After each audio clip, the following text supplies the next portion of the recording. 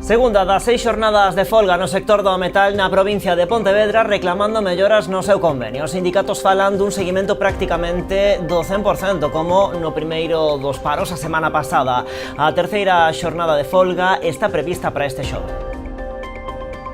Que tal, saúdos? O BNG leva ao Senado o problema do marisqueo. A senadora Carme da Silva exixiulle ao Goberno Central que coa máxima urxencia posible aprobe a exención das cotas da Seguridade Social aos mariscadores galegos, principalmente mulleres, afectados pola grave crise do sector. Entre tanto, a conselleira do Mar visitaba este mércores as instalacións de Opmega en Cabo de Cruz para coñecer a situación da súa actividade. Durante a visita, Marta Villaverde destacou a importancia do sector do mexillón como motor estratégico da acuicultura galega.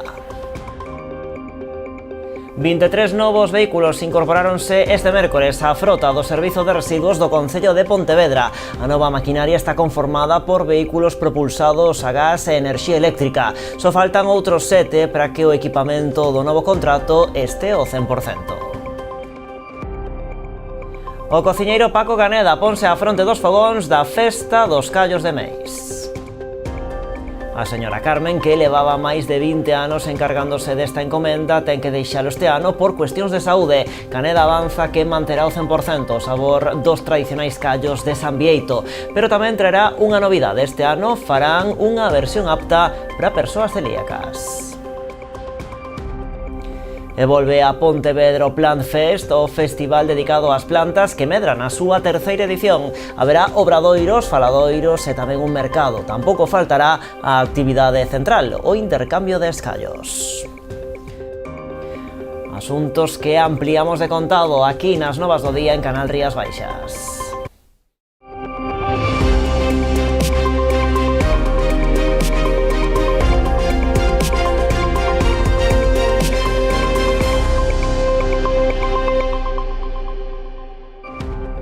E comezamos coa folga do metal na provincia de Pontevedra.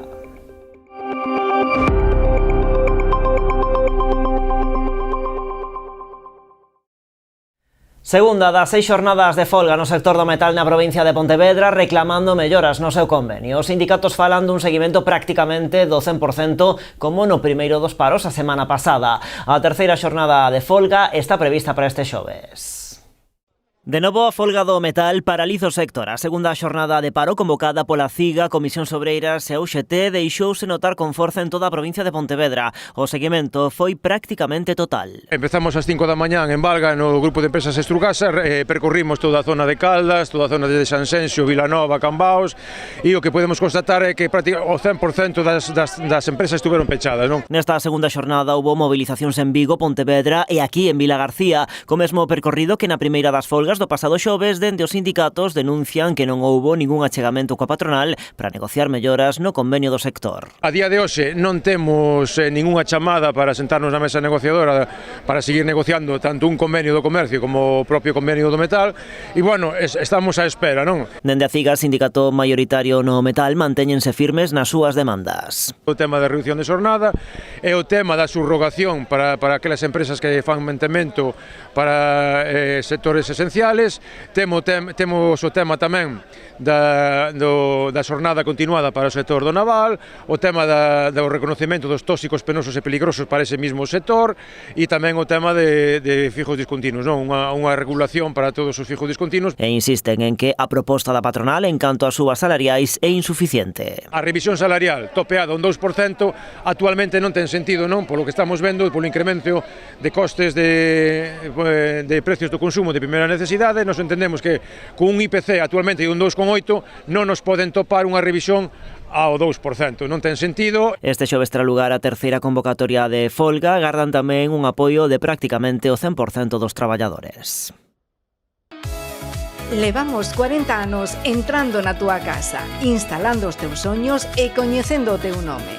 Fomos a túa tenda de confianza con outros nomes e hoxe evolucionamos para darche moito máis. Agora somos Mi Electro, mesmo equipo, mesma confianza e a experiencia de sempre coa forza dos mellores. Ven a descubrir a tecnoloxía máis avanzada co trato de toda a vida. Os de sempre, agora máis fortes que nunca. Agardámoste. Noticia desta mesma tarde, a voceira nacional do BNG está preocupada polo anuncio de despedimentos na planta de Nestlé en Pontecesures. Ana Pontón visitaba este mércores o municipio para manter un encontro cunha representación sindical da factoría. Recordemos que, segundo confirmou a propia empresa, o ERE que teñen en marcha afectará a 27 empregados da planta cesurella. E todo isto nunha empresa que o ano pasado tuvo beneficios que superan os 3.000 millóns de euros. Estamos falando, polo tanto, de unha empresa que non ten ningún tipo de problema económico, ao contrario, é unha multinacional que ten importantes beneficios e para nós resulta inexplicable e incomprensible que esta empresa neste momento presente un ERE destas características. En segundo lugar, nós tamén queremos pedirlle á Xunta de Galiza que se implique a hora de presionar a esta empresa para que se paralice este ERE. Pensamos que a Xunta de Galiza ten unha responsabilidade como goberno galego. É certo pois que pola reforma laboral do Partido Popular, que non se derogou na súa integridade, faltan instrumentos, non, para ter que autorizar este ERE, pero é tamén igual de certo que a Xunta ten capacidade para poder negociar coa empresa e expresar que está do lado dos traballadores e das traballadoras e, por o tanto, que tamén é relevante que haxa unha acción institucional firme. Trátase de quizás a industria máis importante que temos no concello de Pontecesures e detrás dela hai 27 familias, 27 traballadores e traballadoras pois, que poden acabar na rúa. Independentemente de que poñamos as persoas no centro, que son o máis importante, a situación na que poden quedar estes 27 traballadores sobre os que todavía non hai ningún criterio definido, e o impacto que pode ter xa non só no noso concello, senón tamén nos concellos limítrofes e en comarcas limítrofes. Falamos dunha industria que dá emprego a 194 persoas, xente de Pontecesures, Valga, Rois, Padrón, Santiago, Pontevedra. Tendo o comité de empresa, queremos agradecer en primeiro lugar o apoio do Concello e máis de Ana e do personal do bloque da comarca que nos acompañan, e queremos animar pois, sobre todo a que participen con nós nas concentracións que temos xoves e venres de 1 a 3 aquí diante da fábrica no cambio de turno, e sobre todo sábado na manifestación que ás 12 empezaría na rotonda de entrada, Praza de Pontevedra, e acabaríamos aquí na fábrica. Entonces, convidar a toda a comarca que participe con nós, se implique e facer unha manifestación o máis visible posible para facer a presión que estamos buscando, non, con estes actos.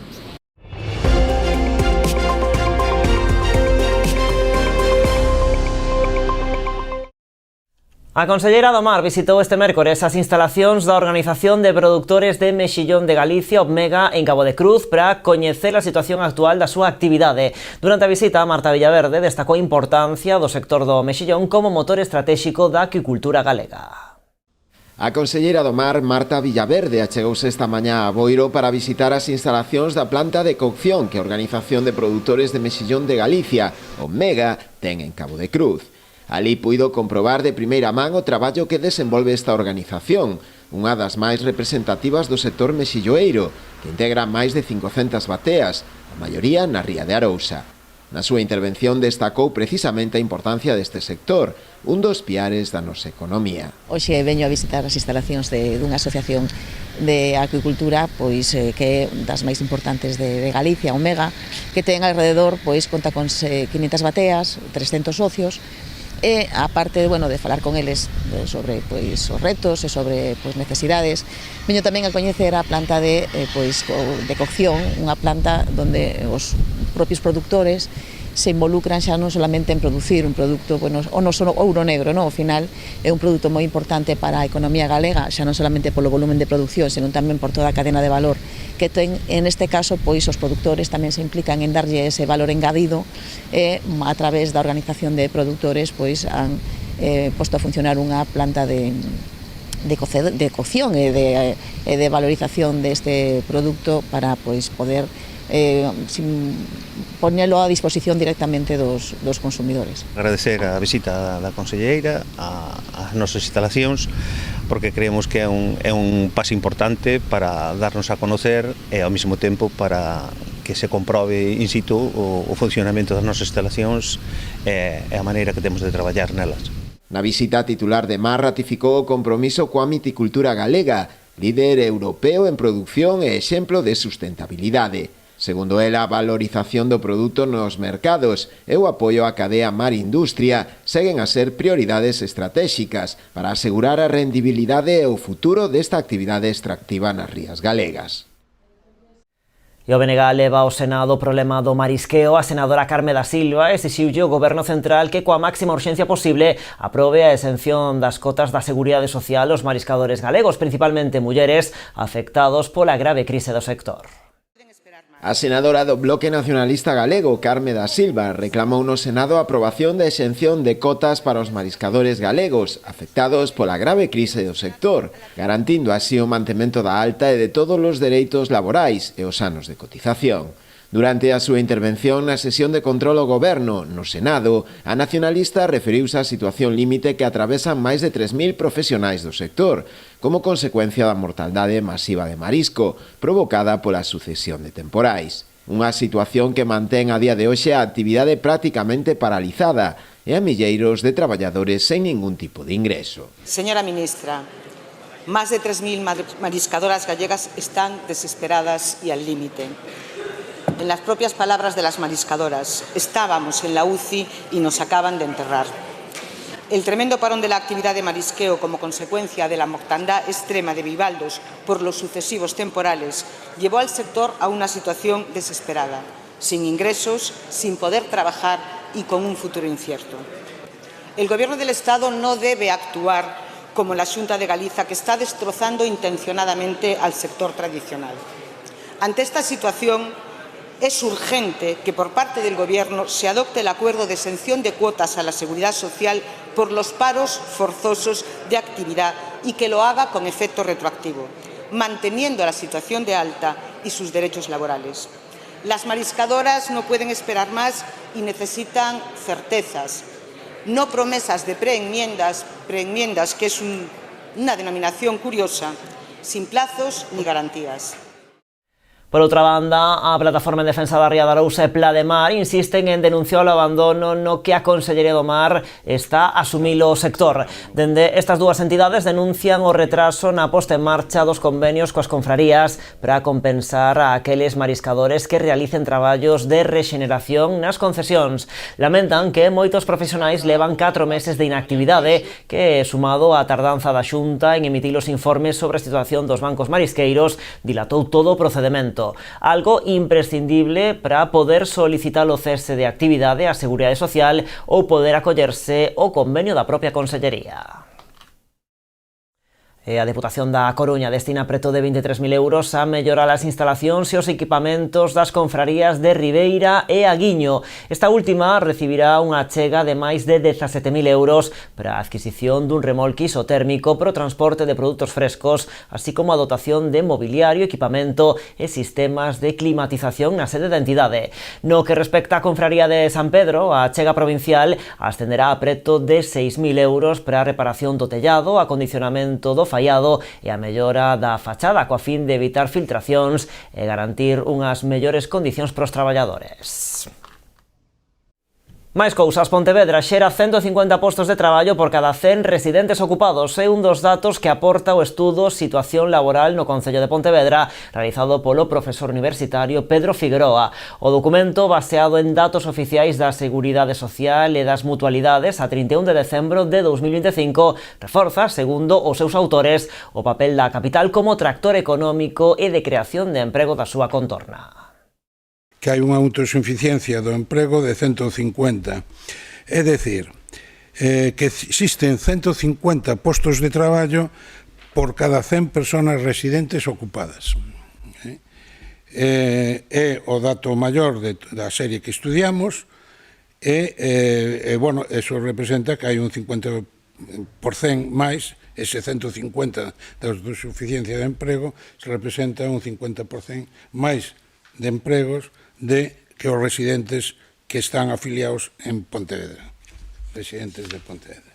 Co mismo sistema de cuantificación, Vigo tería 120 postos de traballo por cada 100 residentes que traballan en Vigo, Pollo tería 109 e os outros concellos que están por aí pois terían un balance negativo a respeito dos que traballan e viven en eses concellos. Quero decir que en Pontevedra entran miles de personas a traballar, non podemos dar un dato exacto, pero probablemente, claramente por encima de 25 ou 30.000 personas todos os días a traballar. As empresas de Pontevedra, as actividades económicas de Pontevedra xeneran que teña que entrar moita xente de outros concellos a traballar na nosa cidade.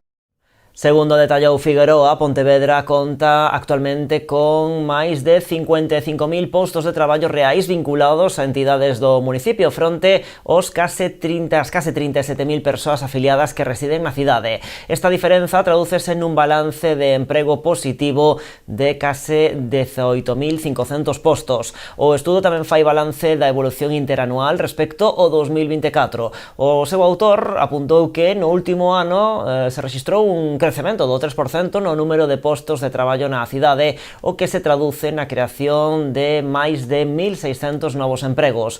Este crecemento é o maior entre todas as cidades comparadas no informe: Poio, Marín, Sanxenxo, Vigo e Vilagarcía. No que atinxe os ratios poboacionais, Pontevedra sitúase á cabeza cunha taxa de algo máis de 66 postos de traballo por cada 100 habitantes. Bueno, e a volta da publicidade, entre outros asuntos, coñeceremos máis detalles desa terceira edición do Plan CES en Pontevedra e estaremos en Meis porque na 34ª edición da Festa dos Callos van estrear novo cociñeiro.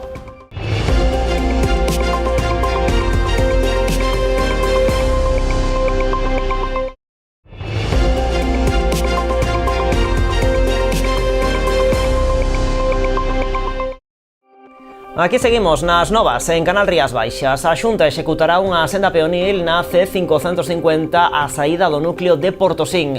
O proxecto, que este mércores saiu á exposición pública, implicará a expropiación de 26 parcelas cunha superficie total que rolda os 700 metros cadrados. O investimento para a súa execución supera os 2,5 millóns de euros. A delegada territorial da Xunta na Coruña desprazouse ata o Porto do Son para supervisar a zona onde está previsto construir unha senda peonil e ciclista de algo máis de 4 km. O obxectivo é garantir a máxima seguridade do tránsito nesta vía, que presenta un alto volumen de tráfico. O trazado discorrerá en 2 treitos, un de algo máis de 1 km pola marxa esquerda entre Linteiros e Agafa e outro pola dereita entre Freixeiro e o Campo do Prado de 3 km. Era necesaria, seguir incrementando estas sendas xa existente ou rúas que xa teñen, ampliarlas ao longo de todo este trazado, o que nos leva a facer 4,2 kilómetros en 2 zonas diferenciadas, tanto unha ao marxen dereito e outra ao marxen esquerdo. De marxen esquerdo será de 1 kilómetro, as do marxen dereito estamos a falar en ese tramo de 3,2 kilómetros. Se van a facer unhas sendas de 2 metros, unhas sendas que van a ser compatibles para que as podan utilizar os peóns e tamén os ciclistas, e despois tendremos unha beira vía a maiores de 1 metro. O alcalde agradeceu o compromiso autonómico con este proxecto, que xa lle trasladará a propia Conselleira de Infraestructuras ante a necesidade de reforzar a seguridade e garantir un tránsito peonil ao longo desta vía, que contempla ademais a construción dunha rotonda e varias pasarelas. Porque é un sitio onde temos moita actividade. Aquí temos o Eroski, temos tamén unha empresa de construcción, vai a ser donde vai o vial onde vai ir hacia Trapa, que é o futuro colexio de Portosín. E bueno, pois é unha obra moi necesaria, e despois tamén aquí no río Hornanda vai elevar unha pasarela de madeira para ampliar pois a senda, como ben dicía a delegada, de 2 metros de ancho, e tamén no río Quintáns vai levar tamén unha ampliación da ponte para que cumplir, bueno, pois con esa pasarela. E enlaza pois co Beira Rúa, que está xa que bueno, leva xa varios anos feita, que é a Beira Rúa onde está o tanatorio de Porto do Son. E así é o que dicía, que comunica casi 7 kilómetros nun tramo desde Linteiros hasta Porto do Son, e quedará todo completo, toda a zona con beirarrúas e que senda peonil. O importe da actuación ascende a máis de 2,6 millóns de euros. Está previsto que os traballos comecen no último trimestre do ano, cun prazo de execución de 14 meses. 23 novos vehículos incorporáronse este mércores á frota do Servizo de Residuos do Concello de Pontevedra. A nova maquinaria está conformada por vehículos propulsados a gas e enerxía eléctrica. Só faltan outros 7 para que o equipamento do novo contrato este ao 100%. O Servizo de Recollida de Residuos de Pontevedra amplía a súa flota de vehículos. Hoxe mesmo comezarán a traballar 23 novos que se incorporaron nesta xornada. Isto é un paso adiante importantísimo respecto á recollida de residuos, o tratamento e tamén a limpeza viaria. Todos son eléctricos ou funcionan con gas natural comprimido. Hainos con diferentes funcións e tamaños dependendo da zona da cidade na que vayan traballar. Entre as novidades destaca unha hidrolimpadora cun equipo de auga a presión para eliminar pintadas ou superbarredoras que mesmo poden aspirar botellas cheas. Outra das novidades é a incorporación dunha furgoneta taller que servirá de apoio en caso de avarías de vehículos. Con isto se pode desplegar xa na súa totalidade o contrato. Hai vehículos de carga traseira, de carga lateral, compactadores, hai vehículos para facer limpezas con distintas potencias, incluso para facer limpeza de grafitis ou de pintadas.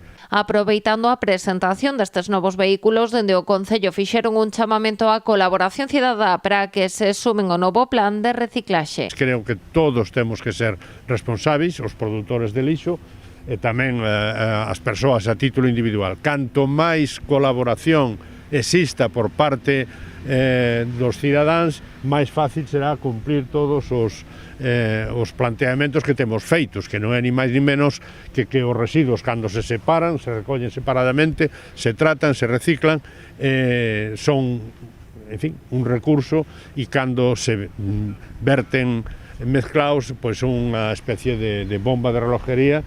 Dende o mes de outubro do ano pasado, o Concello presentou ao redor de 100 de vehículos que se sumaron á flota de recollida de residuos. Despois dos expostos esta mañá, aínda restan por incorporar 7 camións que xa están carrozados.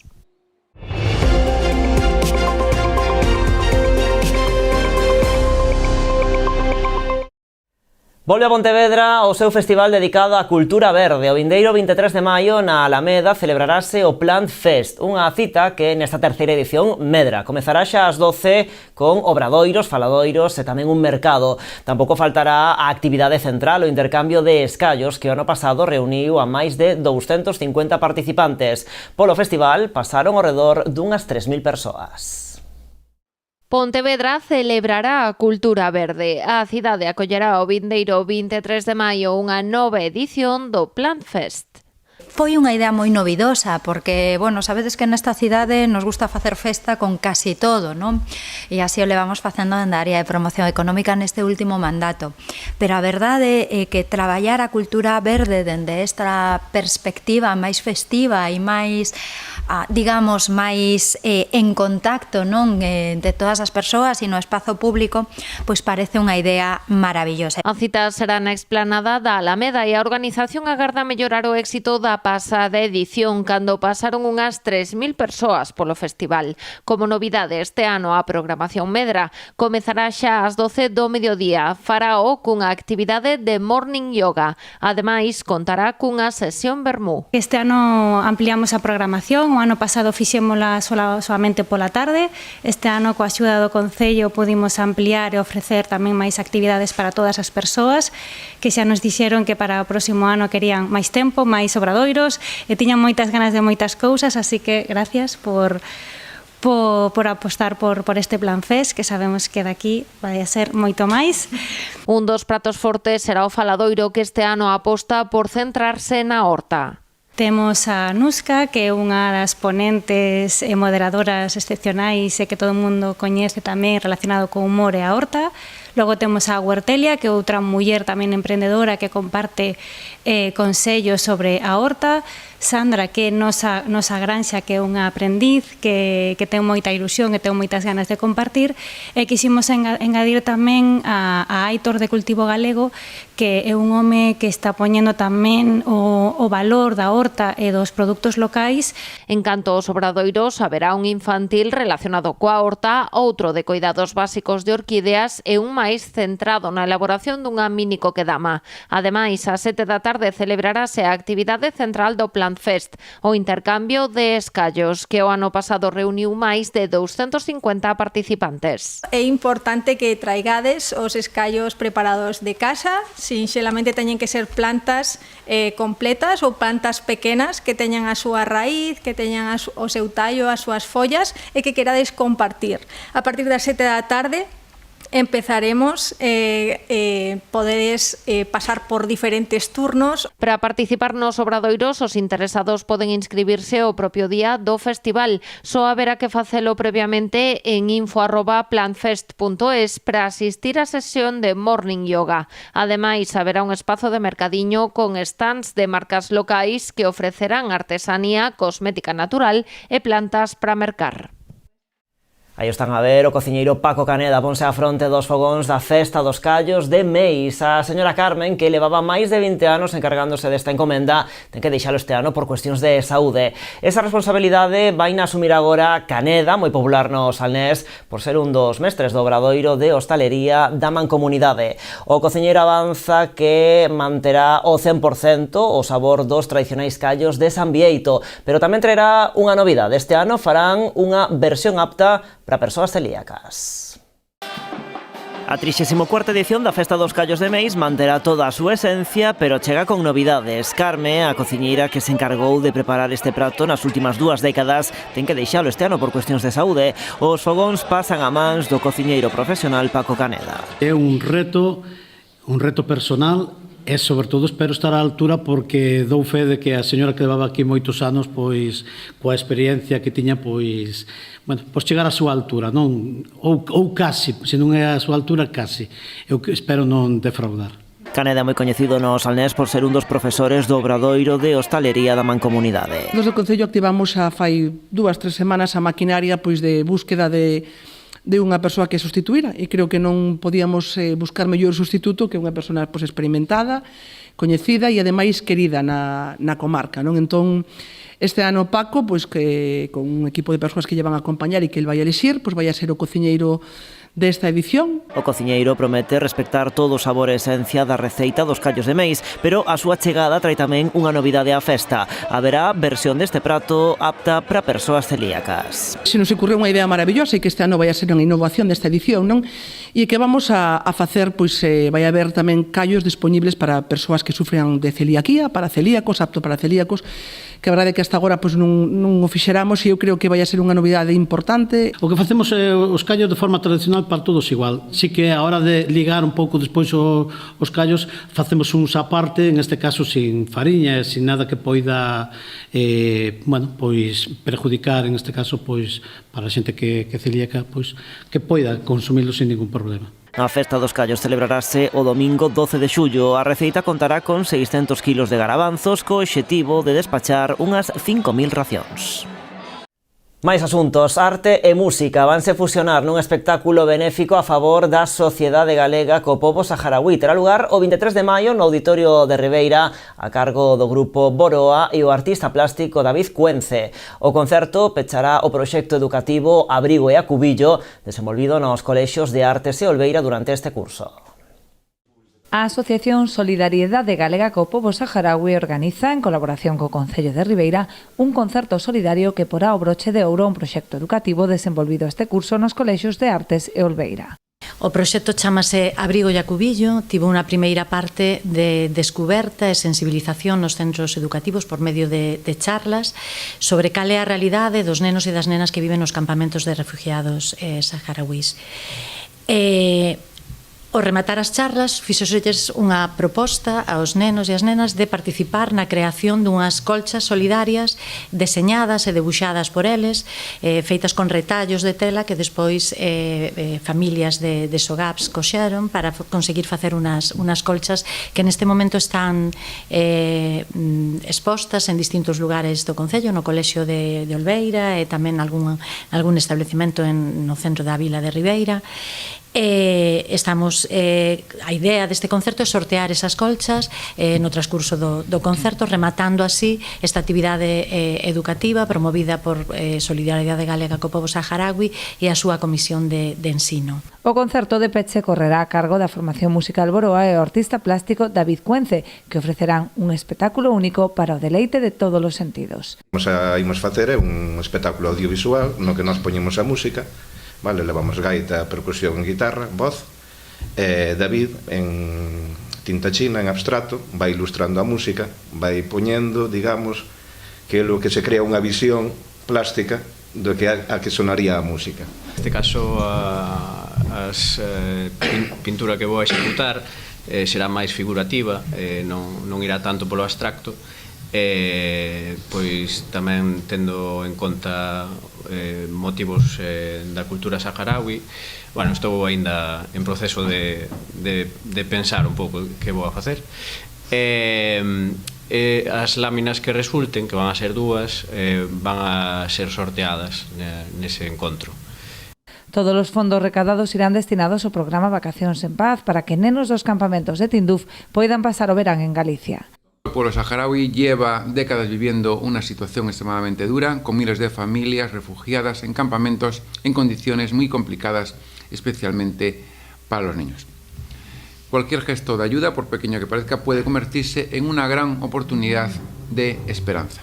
Ademais da venda de entradas a un prezo de 3 euros, tamén é posible colaborar mercando rifas para o sorteo tanto das colchas solidarias como das láminas realizadas no propio concerto. E Congalsa celebrará o vindeiro domingo 24 de maio a 10ª edición da súa andaina solidaria. Este ano incorpora dúas novidades entre as entidades beneficiarias. A Confraría da Pobra e Cruz Vermella de Ribeira súmanse a Cáritas e ICE Renovación. Xa van alá 10 anos dende que Congalsa puxera en marcha esta andaina solidaria, primeiro a nivel interno para empregados e máis tarde aberta á cidadanía e as entidades que quixeran sumarse a esta iniciativa que combina deporte, acción social e posta en valor do patrimonio. Lo que nos gusta de esta andaina tiene en cuenta el entorno donde estamos, recauda fondos para entidades de la zona, promueve hábitos de vida saludables, permite conocer enclaves de interés turístico de nuestra comarca. Nesta 10ª edición serán 5 as entidades beneficiarias. A ICE Renovación, Cáritas de Ribeira e do Carameñal súmanse este ano a Confraría da Pobra e a Asamblea Local da Cruz Vermella de Ribeira. Nestes momentos difíciles que estamos atravesando, darlle o noso agradecemento a Congalsa que nos tendera unha man para intentar sair desta situación. É algo de agradecer. Nós vamos a intentar revertir e sacar adiante esta centenaria entidade. Entonces, con esta andaina animamos a todo o mundo, sobre todo a xente do mar, que demostre que estamos todos unidos e que se anote a esta andaina. Esperamos vos a todos o día 24 aquí para comenzar esta marea viva na Pobra. Creo que este año, aunque seamos novatos en esta andaina, se va a demostrar una vez más que cuando caminamos juntos, empresas y vecinos, sumamos esfuerzos, aunamos fuerzas y llegamos a mejores objetivos. O percorrido de preto de 10 kilómetros e baixa dificultade discorrerá por lugares emblemáticos do municipio, entroncando co camiño a orixe. Os interesados en sumarse á andaina poden facer a súa inscripción ata o 21 de maio a través de deporticket.com nas modalidades individual, familiar ou dorsal cero. Desde su puesta en marcha en 2016, pues más de 3.000 personas han participado en esta acción solidaria y ha permitido donar más de 50.000 euros al tejido social del Barbanza. Recordar las modalidades de participación, la inscripción es a través de la página Deporticket. Hay 3 modalidades, la individual para mayores de 12 años, 5 euros, la familiar, que sería un adulto más 3 menores, 5 euros igual, los niños no pagan, y luego para el que desea hacer la andaina colaborar con la andaina sin hacerla, porque no pueda o esté lejos o lo que sea, pues tiene el dorsal cero también para colaborar. O día da proba deberán aportar tamén 1 kilo de alimentos non perecedoiros que se destinarán ao banco de alimentos das entidades beneficiarias. Polo momento xa hai máis de 100 inscritos, aínda que a organización agarda superar os 300. El fin de semana de gimnasia rítmica en Ribadumia. O pabillón da Senra collerá este sábado a segunda edición do torneo Gran GT. Unhas 350 gimnastas procedentes de 23 clubs de toda Galicia daránse cita nesta xornada. Delas case un cento pertencen ao club ribadumiense. Na organización prometen un gran espectáculo no que non faltarán as sorpresas e, ollo, tampouco o terror. O pabillón da Senra de Ribadumia volvese o escenario do torneo Gran GT. A segunda edición desta cita terá lugar este sábado aquí en Ribadumia. O evento non deixa de medrar, atraendo este ano a 350 gimnastas procedentes de 23 clubs de toda Galicia. Delas, case un cento pertencen ao equipo local. Durante a xornada de mañán contaremos con competición de nivel promoción escolar, tanto en individual como en conxunto, e pola tarde será o turno das máis noviñas, que son as de competición interescolar, de 4:30 a 7 da tarde. Estades todos convidados a vir pasar unha xornada espectacular de ximnasia, chea de moitas sorpresas, moito terror e moita ximnasia, por suposto. Porque máis alá da parte deportiva, a organización promete moitas sorpresas e terror, sen querer desvelar nada máis ata o sábado. O club leva 3 anos asentado en Ribadumia cunha estreita colaboración co Concello. Dentro do Concello sempre queremos facer equipo precisamente con todas as entidades e a verdade é que están facendo un traballo enorme. Entrenan no pabellón de Barrantes, aparte como incluso como escola deportiva, e bueno, a verdad que este, digamos, é o culmen de todo un traballo ao longo do ano e que, pois, con este tipo de torneos, pois, de alguma maneira, pois, o poñen e o sitúan o deporte, neste caso a ximnasia rítmica, pois, alá no máis alto, non? Para esta cita do sábado, Gran GT conta coa colaboración da Xunta e da Deputación. Contribuye de alguna forma, xa que as familias van a pasar aquí pois o día completo a dinamizar a economía tamén deste concello.